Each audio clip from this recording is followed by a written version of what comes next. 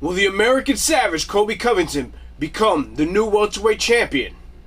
Or will Kamara Usman remain calm and smooth like an R&B singer from the 90s?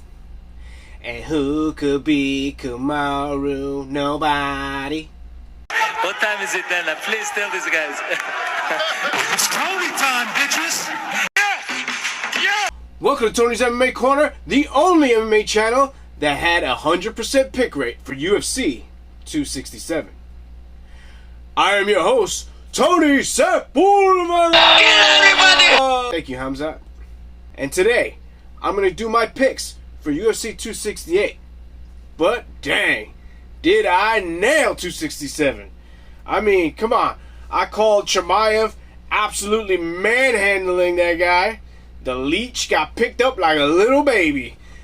I also called Makhachev completely dominating Dan Hooker, which happened. I also called Peter Yan over Sandhagen. Although I did call Peter Yan finishing him in the 4th round, but Zhang was just too tough and made it to the final bell.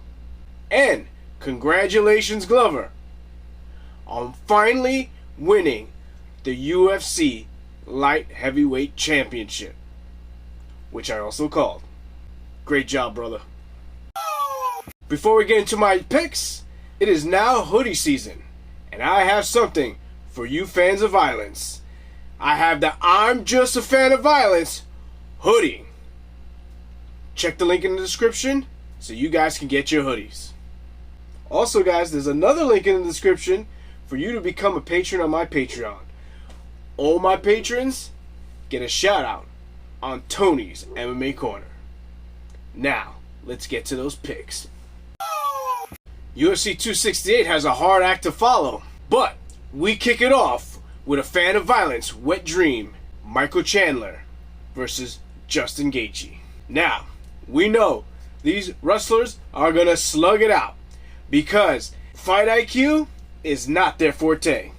Both these men are coming off failed bids at the title, with Michael Chandler getting knocked out by the red-hot Brazilian Jiu-Jitsu guy Oliveira, and Gaiji getting choked unconscious in Khabib's retirement match. Ultimately, what ends up going down is that Michael Chandler, historically, has the weaker chin.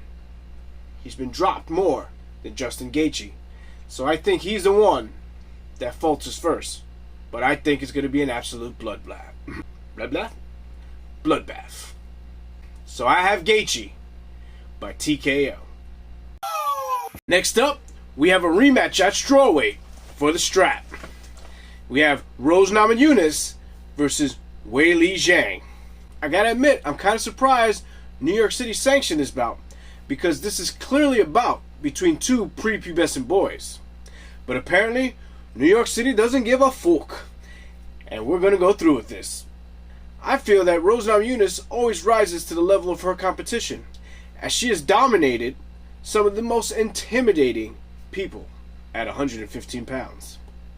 So I think Rose is going to win a 5-round war against Waylee Zhang.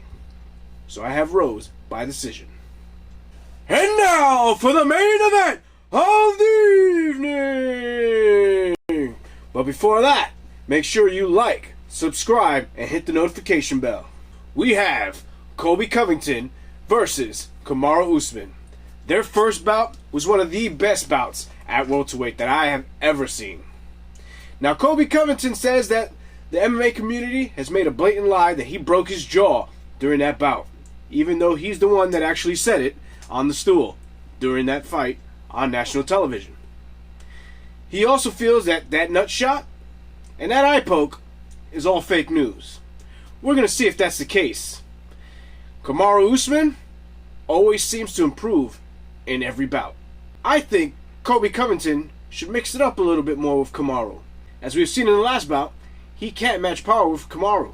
Although, I would love to see an American Savage become welterweight champion.